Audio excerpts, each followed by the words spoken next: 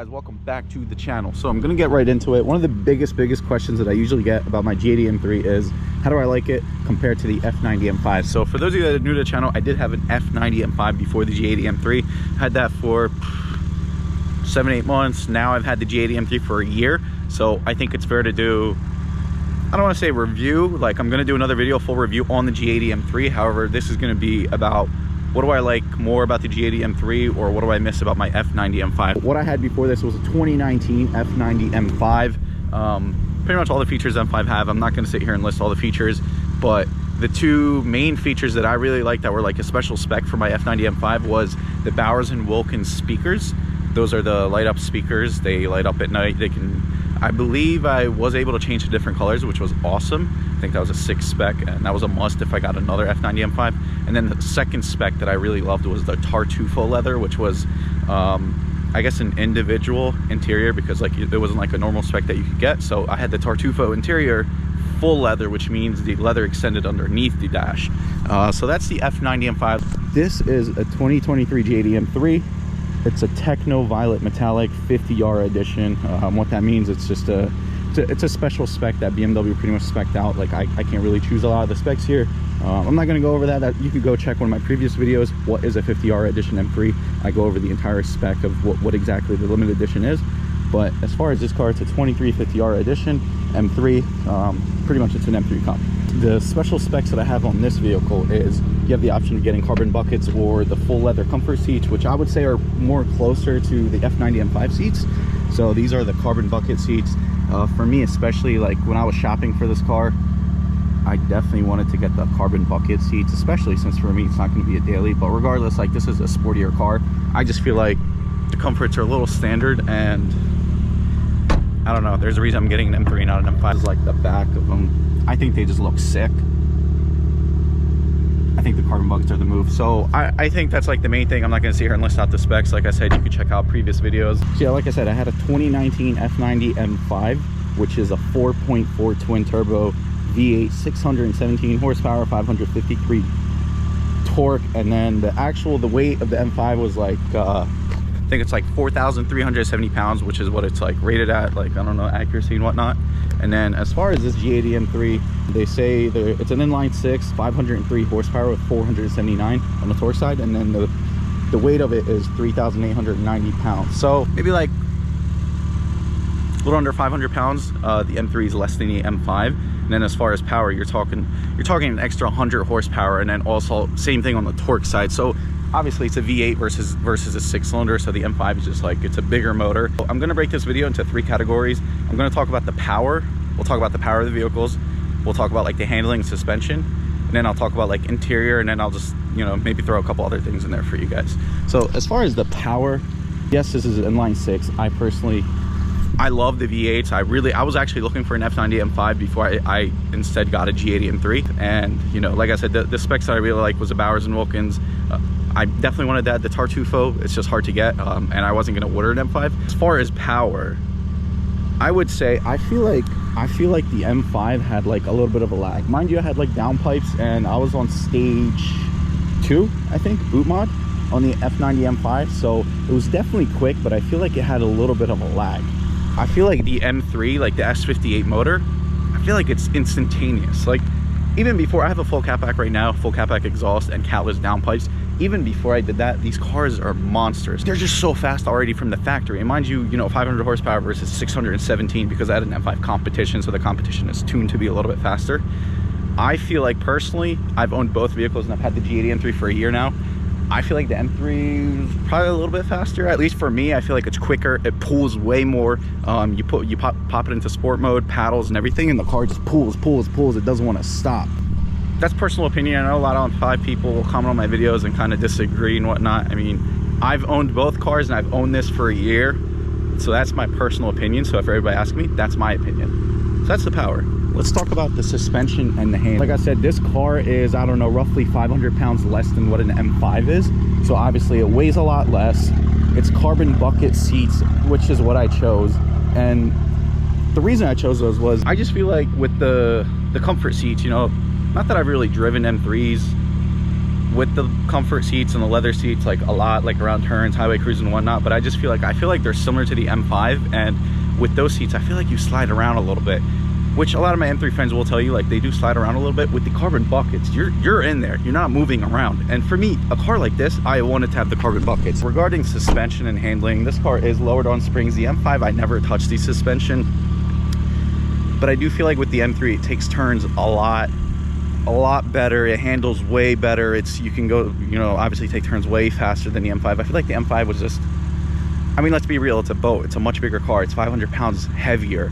It's a full-size sedan. This is not a full-size sedan. This is a little bit smaller. Like my back seats, yeah, I could fit people, but it's practically a coupe, especially the way I sit. Like I sit pretty far back, and I don't really want people sitting behind the carbon, kicking the carbon anyway. But I feel like the handling on this is far better than the M5. I know I've said that in the past. I know M5 owners have grilled me, telling me, oh my God, no, the M5 can handle better. Whatever, dude, that's my personal opinion. You guys are asking me my opinion.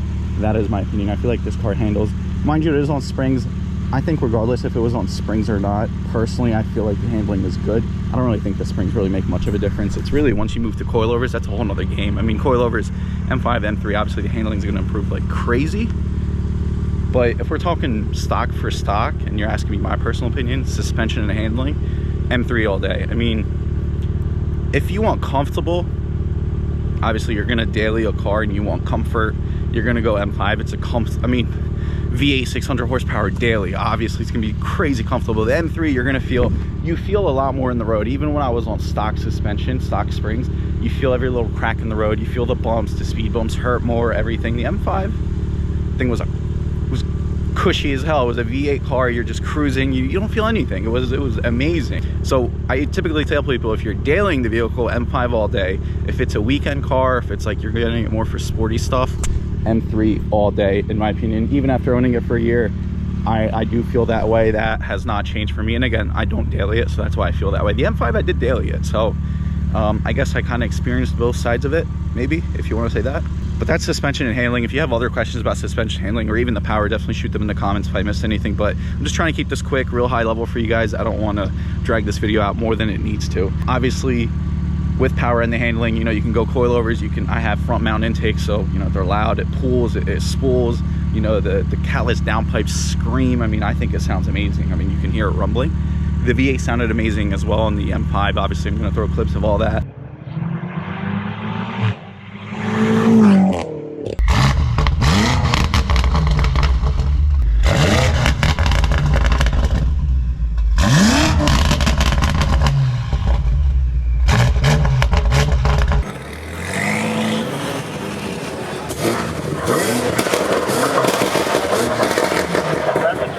I guess the sound, while we're at it real quick on the sound, I mean, you can't compare a V8 to an inline six. I mean, that was the biggest things. People talk crap, like the inline six sounds like crap.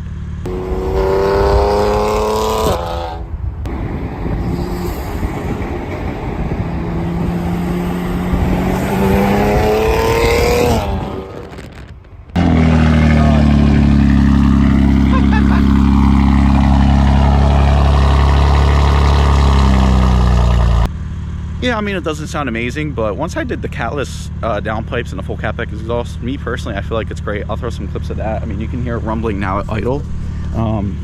I feel like downpipes and exhaust is a must, and you do that. I mean, yeah, it's a little raspy, but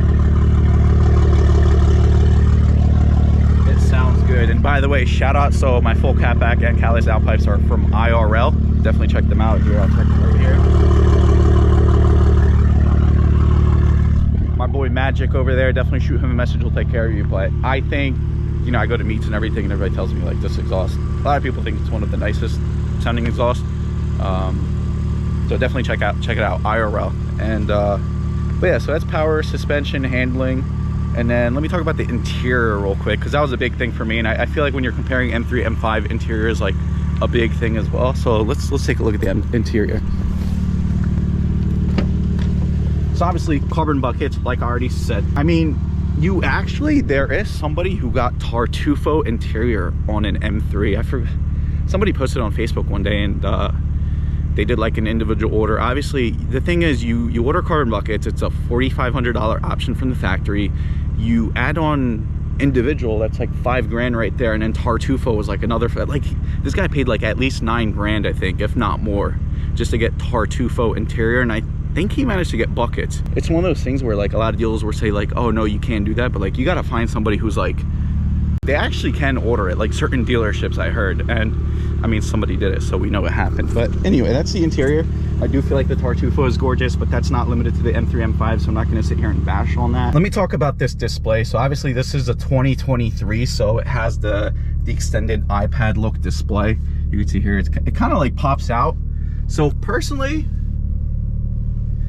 honestly, at first I was not a fan. I wasn't really a fan of the iPad look. I didn't think it was great, but I do love the iDrive 8. Like, this display is just epic. I think it looks sick. This is a iDrive 8, so it's not fair to compare that to the M5 because my M5 was not on a newer iDrive. I mean, it was a 2019, so it was a little bit older. But even if we're comparing M3, let's just say 22 or 21, it's iDrive 7. So the iDrive 7 is like the smaller screen, and I'll see if I can put up a clip of that. You know, as far as iDrive 7 compared to an M5, I mean, obviously I would say the M5 instruments and cluster display and everything would be a little bit nicer. If you're comparing the iDrive 8 iPad look display, which is what I have now, it's unbeatable. I mean, this is a 2023 M3, and even if you get like a 2023 M5 comp or whatever, it's still not like a new display. It's still the same old display, but you know, if you want to be fair, for a fair comparison, they refreshed the M3, so obviously like the display is all newer. The outside didn't really change too much from 2021, but they changed like the iDrive and the interior display and everything. But the M5 hasn't changed in 2023 yet. I forget if 24 or if it's 25 that's coming out that's actually new and refreshed, but I guess it's not, you know, I don't know if it's fair to compare it because it's a generational thing, but as far as, you know, my current situation, if you're asking me my opinion, iDrive 8 display all day, if that's your option. If it's between a 23 M3 or any year M5 before 23, this display all day. Now, besides that, on the interior, you can see all this is pretty basic. So with the M3, they decided to do climate and everything on the screen. So like as far as the buttons, you literally just have a defrost for the windshield and the rear. That's it. There's no other buttons. Like you got the track button here, the volume and the hazards. Everything else is on the screen, which at first I hated, but like I started to like. I mean, it kind of grew on me, so I think it's nice.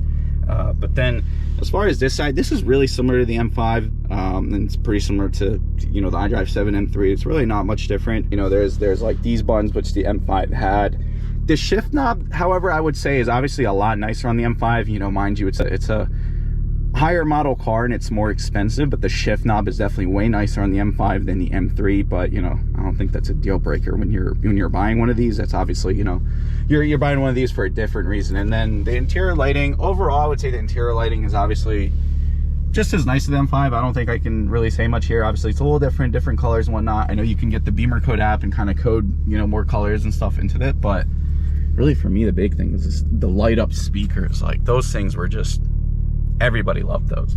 And then the other thing is like the steering wheel, obviously factory, which is really cool with the M3s. Like mind you got all this carbon here, but then you also get carbon here, you got the carbon paddles, and then behind it it's red, which is kind of cool. This is all factory. So you know, when it comes to the steering wheel, this over an M5 steering wheel all day. And then yeah, so here's the rest of the interior. Pretty tight. But yeah, I love the carbon bucket seats. I don't, it's a tough comparison because they're two different worlds, but for me, it was just, this is just what I really wanted, was something sportier with carbon buckets. If you're looking to daily, I mean, you could daily these, but like getting in and out of them is tough. Again, I went in that and look at my, there's other videos where I go over the seats. Getting in and out of them is tough. They're a little rougher. It's tight. You can't really move around a lot. I mean, I took a whole trip to South Carolina in them. Personally, I didn't mind it, but you know, check that video out if you really want to look at that. That was like a 10 to 12 hour drive one way, and then obviously I did it come back to New Jersey, and I mean, I personally had no issues. And for anybody curious, as far as the carbon buckets, I guess, side note, I am, you know, I'm like 6'1", 250 pounds now. I mean, I was a little heavier when I originally bought the car, and I still didn't mind it too much. Now that I lost a little bit of weight, obviously it's only going to improve for me. So I mean, no complaints there. It's really it on the interior. I don't think there's really much to add. Like the buttons on the doors are all the same. It really just comes down to the steering wheel. I mean, the pedals, I guess, you know, they're the metal pedals. I don't even remember, honestly, on the M5 what kind of pedals they were. Who's really checking the pedals? I feel like that's a very, very last deciding factor for anybody. But that's it as far as the interior. I mean, if I'm missing anything, definitely, you know, leave a comment, and I try my best to help you guys out and answer any questions. What do I personally miss, or what do I feel like I could take away from owning an F90 M5 and a G80 M3? I would say, I mean, like I keep saying, I feel like a broken record. The top things I do miss is the Bowers & Wilkins with speakers, which that's just me, a personal spec, has nothing to do with M3 or an M5. That's just a spec thing. I do miss the Tartufo, but that's also an interior color spec thing. As far as what I like overall big picture miss, I do really miss the V8. I feel like the V8 just sounded monstrous, and I only had downpipes. I didn't have an exhaust. I didn't have like any, you know, I had a Stage 2 tune, but like that doesn't really change too much. I would say I miss having a V8 versus a 6-cylinder. But then again, power-wise, the 6-cylinder pulls like crazy. Like the S58, this is stock, and it's pushing, they say 503 or something like that. I have catalyst downpipes. I'm not tuned. If I do tune it on a mild 93 tune, I think it could definitely break 600. I know people push 700, 800 as well. People go single turbo. Some people push 1,000 horsepower with like a little bit of upgrades, and like, you know, you swap out some parts and stuff in the motor. But crazy. I mean, I've seen these smoke Huracans. I've seen it beat a Plaid on a track. I know somebody tried to say something in the comments when I said that in a previous video, like, oh no, you're an idiot, you know what you're talking about. Go Google it. M3 G80 versus Tesla Plaid. It's like the first video that comes up. It took a Plaid. I mean, these cars are no joke. So I do miss the V8, but the power is insane on this. Power on the M3 all day over the M5, and then suspension and handling, M3 all day over the M5, and looks and whatnot, you know, I think M3 interior, because like, at least my M3, because I have the iDrive 8, I think the iDrive 8 display and everything is just gorgeous. I think the carbon buckets are gorgeous. I really like the Tartufo on the M5, but that's, if I got this color with the Tartufo interior buckets, that would be insane. But you know, I don't got it like that, guys. I can't spend 10-15 grand on seats for a car. I would love to, you know, or like ivory buckets or something like that, but again, that's just personal spec. It has nothing to do with M3, M5. I'm talking like just base, just car versus car.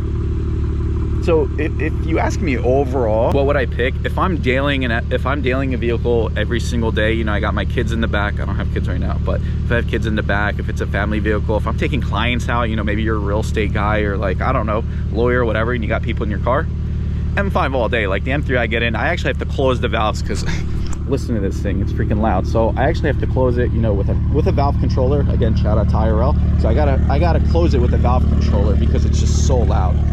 Again, the loudness has nothing to do with the vehicle, but you know, just the way it drives and everything versus an M5. If I'm dailing in, there's people in the car, M5 all day. M3, just, you're going out to have fun. It's a sportier car.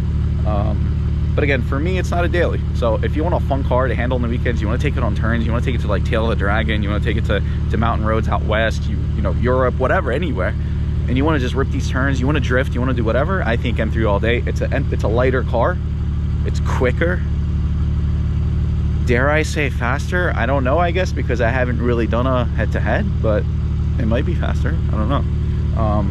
But anyway, I feel like that's kind of the overall what I feel. I don't want to drag the video out too long. I owned the car for a little over a year. I had an M5 for almost a year, 7-8 months, and that's just how I feel. So hope you guys enjoyed it. Make sure you sub, like, comment, let me know if you have any other questions, and I'll try my best to answer them. See you guys next time. Peace.